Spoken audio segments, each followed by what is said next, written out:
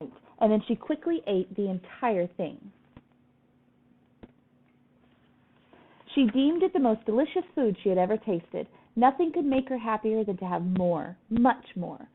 The ants understood. They were eager to gather more crystals because the queen was the mother of them all. Her happiness made the whole ant nest a happy place.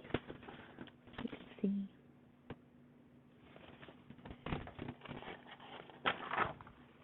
It was late in the day when they departed.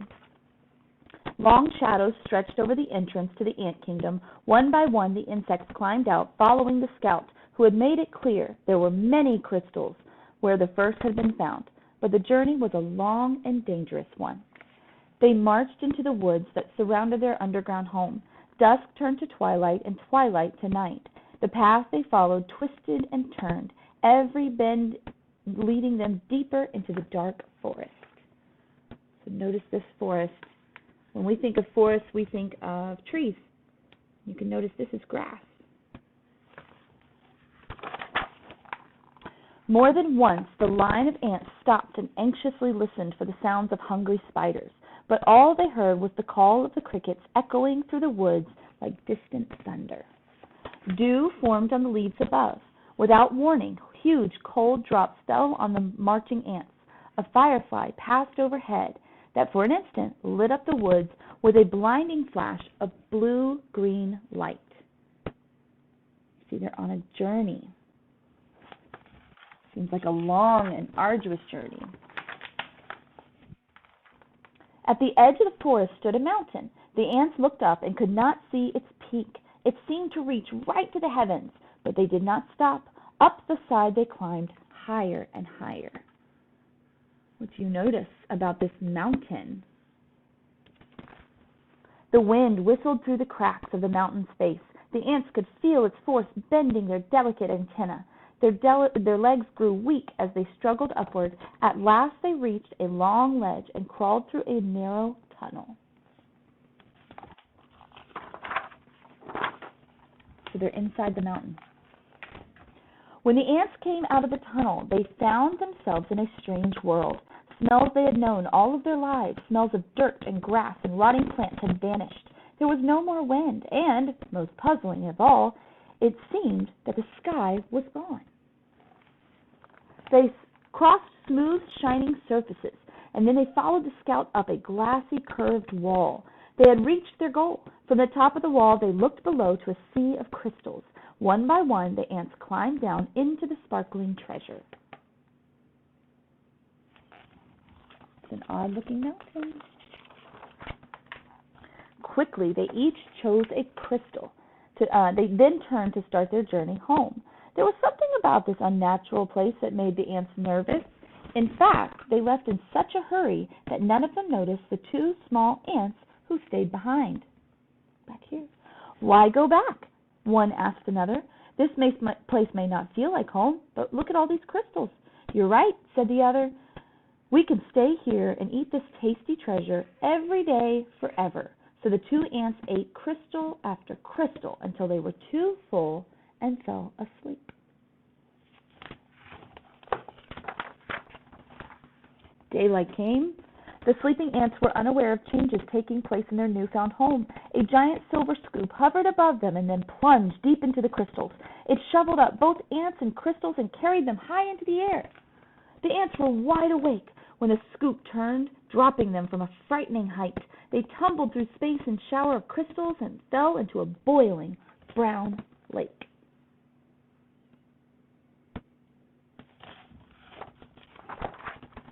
Here's the boiling brown lake. The giant scoop stirred violently back and forth. Crushing waves fell over the ants, and they paddled hard to keep their tiny heads above water. But the scoop kept spinning the hot brown liquid.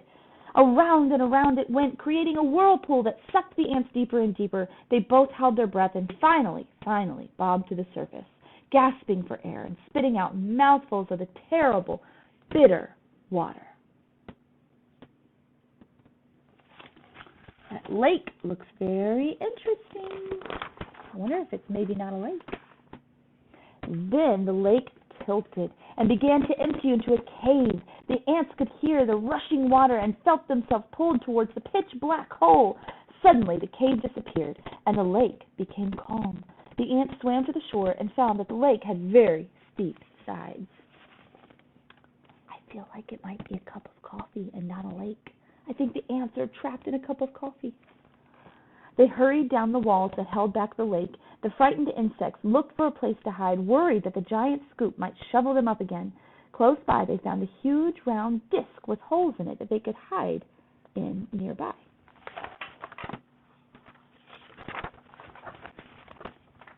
But as soon as they had climbed inside their hiding place, it was lifted, tilted, and lowered into a dark space. And when the ants climbed out of the holes, they were surrounded by a strange red glow. It seemed to them that every second the temperature was rising. What does it look like they're inside? It soon became so unbearably hot that they thought that they would soon be cooked. But suddenly the disc they were standing on rocketed up toward the sky, and the two hot ants went flying through the air. I feel like they might be in a toaster. They landed near what seemed to be a fountain, a waterfall pouring from a silver tube.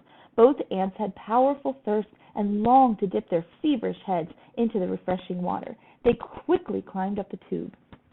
As they got closer, as they got closer to the rushing water, the ants felt a cool spray. They tightly gripped the shiny surface of the fountain and slowly leaned their heads into the falling stream. But the force of the water was much too strong. The tiny insects were pulled off the fountain and plunged down into a dark chamber.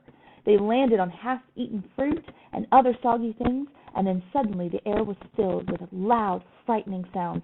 The chamber began to spin. The ants were caught in a whirling storm of shredded food and stinging rain. Then, just as quickly as it had started, the noise and spinning stopped. Bruised and dizzy, the ants climbed out of the chamber. What do you think that was that they got stuck in? A garbage disposal. In daylight, once again, they raced through puddles and up a smooth metal wall. In the distance, they saw something comforting, two long, narrow holes that reminded them of the warmth and safety of their old underground home. They climbed up into the dark openings, but there was no safety inside of these holes. A strange force passed through the wet ants, and they were stunned senseless and blown out of the holes like bullets from a gun. When they landed, the tiny insects were too exhausted to go on. They crawled into a dark corner and fell fast asleep.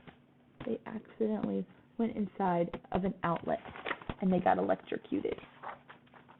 Night had returned when the battered ants awoke to a familiar sound, the footsteps of their fellow insects returning for more crystals. The two ants slipped quietly into the end of the line. They climbed the glassy wall and once again stood amid the treasure. But this time, they each chose a single crystal and followed their friends home. Standing at the edge of the ant hole, the two ants listened to the joyful sounds that came from below. They knew how grateful their mother queen would be when they gave her their crystals. And at that moment, the two ants felt happier than they'd ever felt before. This was their home. This was their family. This is where they were meant to be. And that's the end. Two bad ants learned a very big lesson. Thanks for listening.